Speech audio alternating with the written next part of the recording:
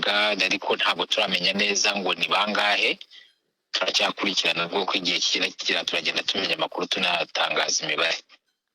Kuri ubu uyu musore yitwa nde, yaratuye muhe mu kahe kagari? Yitwa Kazungu, ariko yagiye akoresha amazina atandukanye. Icyo twamaze kumenya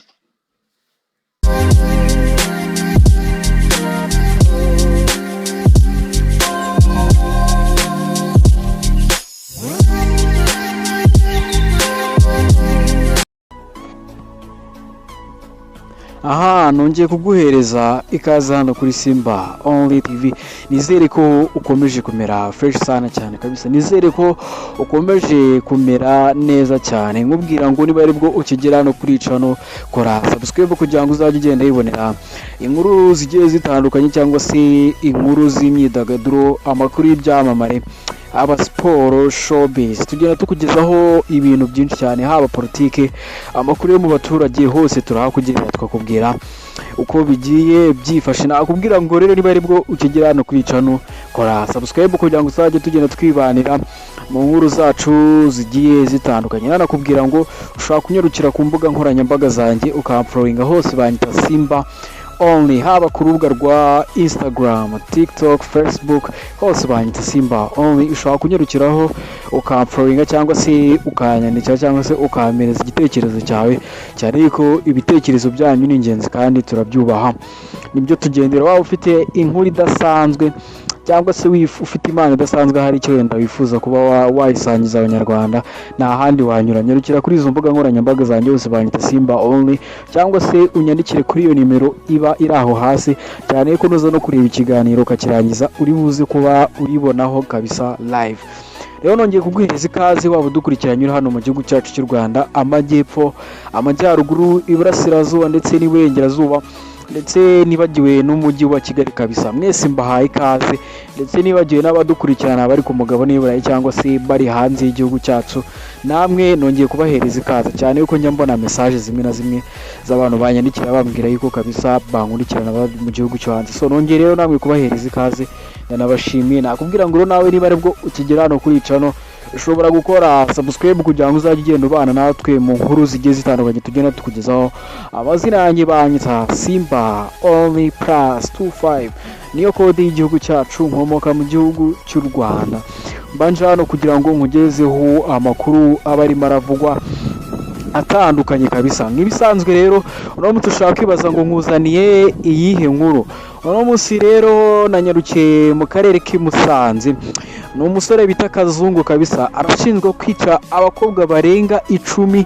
ngira ngo nibyo tugiye kureba muri iki kiganiro. Ese byifashe gute? Iyi nkuru yifashe gute? Ni inkuru dukesha BTN TV Rwanda. Iyi ngiyi ngira ngo murayizi, ni imwe mu mateleviziyo akomeye hano mu gihugu cyacu cy'u Rwanda. Iyi nkuru rero nibo tuyikesha. Rero ndaje nangire nkubwire iby'iyi nkuru, nyive imuzi n'umuzingo ku by'uyu musore bita Kazungu maje kwica abakobwa barenga 12. bivuga yuko ewana, ndaje iyi nkuru kabisa nyikuramburire, uze kuba ureba iki kiganiro cyose ugisoze.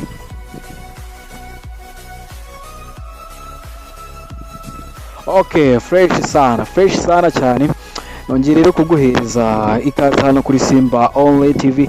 Nizere ko ukomeje kumera neza cyane, 5/5. Nangira ikiganiro buri munsi nkuko mubizi, nkuko sanzwe nangira ikiganiro. Nakubwira ngo niba utameze neza no kwihangana, birashoboka yuko uyu munsi utameze neza ejo wamera neza. Niba rero uri mu bantu batameze neza no kwihangana cyane, gusa birashoboka yuko ejo wamera neza. Ntabwo twese tuba tugomba kumera neza. Uyu munsi hari bamwe bameze neza, hari abandi baba bameze nabi. Rero uno munsi nawe niba uri muri abo bameze nabi, ni ukwihangana gusa, nawe birashoboka yuko ejo wamera neza cyane kabisa. Nyemera rero dutangire amakuru yacu nkuko nari nabikubwiye. Bamwita Kazungu. Uyu musore bivuga yuko uyu musore ni umusore utuye mu karere ka Musanze, atuye mu kagari ka Busanza, umurenge wa Kanombe, aho yaracumbikiye kabisa. Uyu mugabo bita Kazungu, ngira ngo ndaje nshyiremo mu kanya n'ijwi rya meya w'aka karere kabisa ka Kicukiro, azi kuba agira icyo atangaza kuri iyi nkuru. Ariko ntabwo turamenya neza ngo ni bangahe. Turacyakurikirana rwo igihe kira turagenda tumenya amakuru tunatangaza imibare. kuri ubu uyu musore yitwa nde yari atuye muhe mu kahe kagari yitwa Kazungu ariko yagiye akoresha amazina atandukanye icyo twamaze kumenya yangira ngo kabisa iryo jwi waryumvishije rya meya w'akarere ka Kicukiro mu mbabarireho gatoya nayo nibeshye ngira ngo nari natangiye mvuga mu karere ka Musanze gusa ni mu karere ka Kicukiro murambabariraho gatoya iyi nkuru rero cyangwa se aya marorerwa yabereye mu karere ka Kicukiro iyi nkuru rero y'uyu musore bita Kazungu ewana nta marorerwa amwe atabaho kwica abantu barenga 10 ukica abantu kugeza kuri 12 kuko ndaje nkushyiriremo ijwi ry'umwe mu baturage bari baturanye n'uyu musore bita Kazungu wumve amarorerwa kabisa ewana ni ibintu bisa nabi ngira ngo wenda nuko iki gihano mu Rwanda kitaba gusa nekereza ko nk'uyu muntu nawe abakwiye kwita yicwa kabisa abakwiye kwita habwa wenda mu mbabarireho gatoya gusa nawe uri kureba iki kiganiro sinzi niba wumva igihano uyu mugabo akwirenge ndumva kwiri igihano cyo kuba yakicwa kuko nekereza kwica umuntu wa mbere bikava ku muntu wa mbere bikajya ku muntu wa kabiri bikajya ku muntu wa gatatu bikajya ku muntu wa kane bro bikagera ku muntu wa 12 urumva ko ngira ngo wenda nkuko meya nawe yabivuze cyangwa se wabyumvishije yavuze yuko imibare itaramenyekana neza cyane yuko ngo bivugwa yuko uyu mugabo kabisa ngo yabicaga akahita bashyingura ni umugabo rero warucumbitse rwose ngo yari amaze n'amezi agera ku 9 atishyura inzu